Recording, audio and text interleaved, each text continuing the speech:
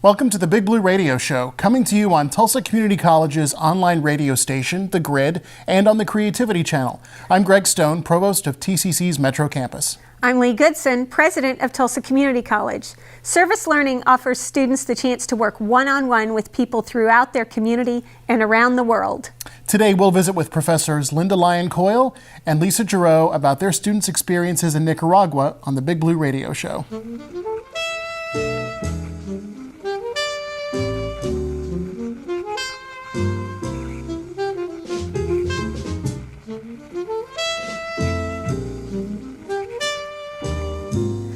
Well, thank you, Linda Lyons-Coyle and Lisa Gerow, for joining us today. We're really excited to have you from our nursing division. And so today we just want to talk to you about service learning and kind of ask you how you got involved in service learning. We met at the Just Hope event a couple of years ago, and so you've been to Nicaragua more than once, or? Yes, seven times. Seven times, right? That's quite a few. Yes. Yeah, you know how it works by now.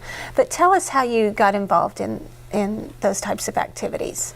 Well, I actually got involved with study abroad and service learning in grad school.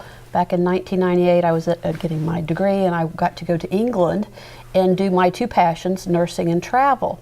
So when I came back here and started working at TCC, back in 2007, the Dean of Global Ed said that we had the opportunity to do a troika to Ecuador with other nursing schools, 3 other nursing schools. So our dean at that time sent out information, asked if any of the nursing faculty were interested in it, and I applied for that, and I was able to go for 3 years to Ecuador with our nursing students and other community colleges. And then from that, we realized that we really weren't getting much hands-on care. It was more observing. Mm-hmm. And students had always said they wanted more hands-on care, so I visited with our Dean of Global Education here at TCC, and he said he knew just the perfect person, Leslie Penrose with Just Hope. She goes to Nicaragua, so he arranged for us to meet, and we met, told her what our needs were and what we wanted to do, and I was one of her first medical groups to go there. We started that up and have been doing it for the last 7 years, and I've encouraged other nursing faculty to come, and Lisa has come. We're a big part of it. Yes. And you've been, how many times have you been? I've been twice. Okay. And so how did you decide to get involved? Did you get recruited? Yes. Yes. Yeah. Good. And I've been involved with service learning for quite a while, and so it was a good fit. Let's talk a little bit more about service learning, maybe in general, Lisa, just for a second. What's the service learning international travel experience like for students? What seems to surprise them and challenge them most when they get there on the ground? Well, there's a lot of poverty in Nicaragua, and I'd like to maybe do a quote from a couple quotes from students about that. We'd love to hear that. So one student said, these are reflections when they returned after they had the visit. She said, "My everything changed, but nothing changed at home when I was gone." So she was trying to negotiate how things were so different. She says, "I'm still a single mom in nursing school, living alone and trying to make ends meet while I chase my dreams. But my heart is different. I feel differently about life. I see the world with a new perspective." That's powerful. It is. So there's really two experiences that happen when you take a group of students to Nicaragua and when you yourselves go. There's the experience for the people that are in Nicaragua, and then there's the experience for the students. So talk to us about how Nicaraguans benefit from us coming to have a visit. Well, we go in there and provide health care for them for 9 days. The students will set up clinics, do clinics, everything from a head-to-toe assessment to seeing what's wrong to providing medications and treatments and things like that. They'll go on home visits, they'll go to the nursing homes, the hospitals.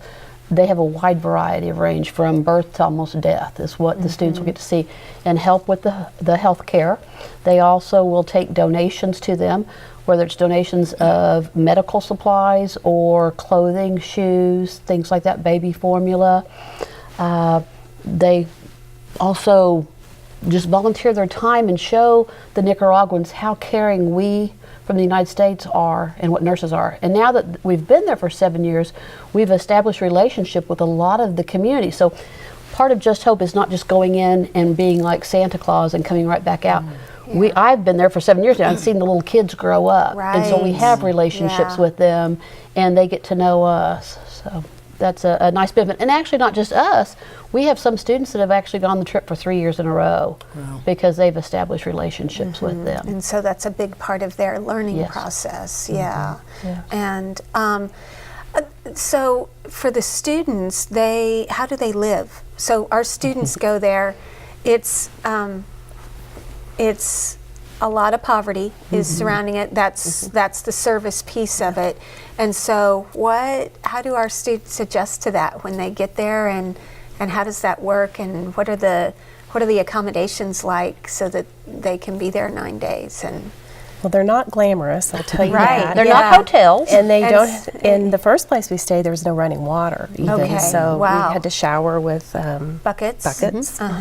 Yes. We sleep in that area. We're up in the rainforest, so we sleep under mosquito nets. There might be geckos, there might be insects around you and things like that. When we get to the other areas, we actually all sleep on a cot together on a porch. So there's a lot of togetherness, which is very hard. You know, some study abroad trips, you go with the faculty member half the day, then you have a half a day free. Here we're together 24/7 for 9 days. And you're you know, working the whole time. Working the whole time. It's not a vacation, it's No, a it work is trip. not. Right. Yeah. Yes. We do the last day do a lot of cultural things, which are not healthcare, where we'll go to the volcano, we go see how pottery's made and do more cultural type things. But otherwise, a lot of it is hands-on, and the students do like that aspect of it. You're both such great advocates for service learning, not just as it's related to travel abroad, but other types of service learning, and there's certainly many kinds. We could spend a whole hour and just scratch the surface. But I would just ask both of you to talk a little bit about if there's a faculty member out there who's considering service learning but maybe doesn't really know what to do or how to get started, what advice would you give that person? Should they start off with something as big as an international trip? Is there something else they maybe could dip their toe in the water on? I mean, how would you encourage someone to get started? You want to talk about classroom? I'll talk about study abroad. Okay, sure. I think if the faculty has some sort of a passion themselves, that they can link that service to their student learning outcomes or their curriculum, then that could be a first start. Right now, we're really lucky we have in the engaged learning department or division, whatever it is, we have a service learning coordinator, Krista Marangoni, and she would be a great person for anyone to talk to get some ideas. And then if you're looking into study abroad, I think one of the key things is to get with a vendor that you believe in their philosophies too. You know, you have the national wide vendors out there, but you want to look and see, is that really what you want to do? Because I could go to Nicaragua with some of the national vendors, but there it's more observation. Where here we do hands-on, so you find somebody whose philosophy and who will work with you, I think is important. And also, I think sometimes if the faculty go out and do it first before they invite students, then they know what the experience is and if it's going to work or not work, and then you can tell the students what to expect sometimes. That's great.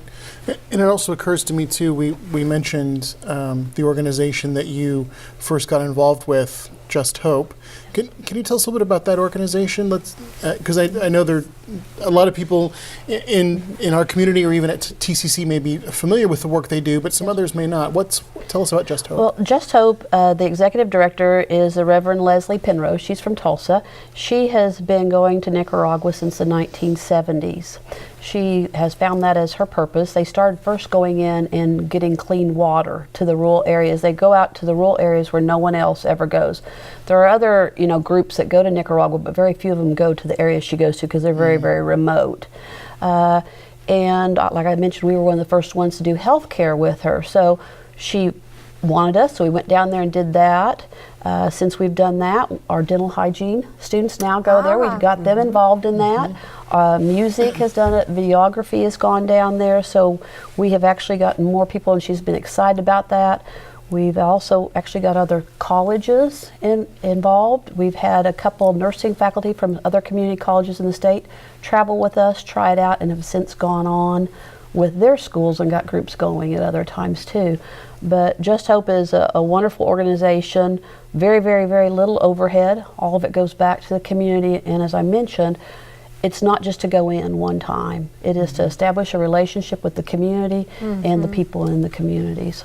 And Lisa, that also makes me think about an event that we had here on campus not too long ago where photographs and some of the reflections, and I don't know if that maybe is what you read from earlier, where our students sort of had that opportunity to share with their family and friends and other students. What's that experience like for you when you get to hear more comments like the one that you shared with us earlier? Well, it changes people's lives. I'll read one more here. Please do. So this is what are you going to do now after you've come back? I will utilize the empathy and empowerment that this trip taught me to care for my local neighbors in need in the emergency room oncology unit. Instead of always looking out for myself, I want to look for other ways to give back and put other people first, just as the people of Nicaragua do so wonderfully well. I hope to cultivate my own inner Nicaraguan spirit. I hope to teach others by the life I live and the type of nurse I will become, by my actions led by my empathy for every human being. Wow. So they see the humanity. Another quote, it was poverty like I could never have described and still don't know how to, but in the midst of all of it, there were the people. And the people are so gracious and so community focused and loving. Well, and one thing I would like to add too, we asked earlier about challenges. Well, the students get to go on and do all their hands-on skills, but what they are also doing is, besides just practicing the skills, is how to think. It's a very type of different thinking. Here we go grab all the supplies and do this to take care of the problem. There, they don't have the resources, so what can they think? How else can they take care of that client without all those resources Take out it for there? granted. Yes. Right. Yes. Yeah. If a student were wanting to seek out, let's say they weren't in the nursing program or the dental hygiene program, and so they may not have an opportunity that's specifically led by one of their faculty. If they were wanting to seek out a service learning opportunity, what would they need to do to start that process? Well, in the catalog, all the courses that we offer that are service learning courses are designated as service learning courses. So they can filter through and look for service learning courses if that's what they would like to do. And if they're Tulsa Achieve students, they can count those service learning hours in their Tulsa Achieve hours. So if they really like service learning, then that would be a great opportunity for They students. get to double dip that way, don't they? That's Yes. Okay. And sometimes if they're interested, let's say going to Nicaragua, but they're not a nursing student, pre-nursing student, some of them have approached me and emailed me, and we have let some of them tag along with us and have them do other duties that are not nursing duties. So there is Things that that way may to not go. require Yes, skills. they can be the gopher taking names, doing that. They can be the photographer. They can. There's other things that we can find for them to do if they want that experience of seeing another culture or a third Yeah. world. Take the trash out, whatever. Right, yeah. So. Good. Good. Well, let's end the interview with the big question that we ask all of our guests. It's the big question. And Linda, we'll start with you, and then go to Lisa. If you could go back in time and give your 18-year-old college-going self some advice, what would that advice be? Well, I can relate to this because I started at Tulsa Junior College when I was 17 years old, straight out of high school. I was Yay. accepted too. into the nursing program, and I was young and immature and what I would probably recommend would be to communicate with your faculty. I was shy, I was young, I thought, ooh, there are faculty over there, I don't really want to talk to them. And now that I'm faculty, I would really encourage students, whether they're young or old, all of them, to communicate with your faculty. Whether it's to call them, set up an appointment to meet with them in their office, just so you can let them know what's maybe going on in your life, because you need to get that bond going, I think. Yeah. Lisa, what about you? Well, I was going to say, don't be afraid to talk to your faculty, and also go to class. Yeah. That is very helpful, yes. isn't it? That's a really good one. Yes. Yeah. Yeah, absolutely. Well, that's all the time we have for today, but I do want to thank our guests, Linda Lyons-Coyle and Lisa Gerow, for joining us on the show today. And thank you for being here too. Remember, you can find us every week online at The Grid, tulsacc.edu/thegrid, and on the Creativity channel. We'll see you next time.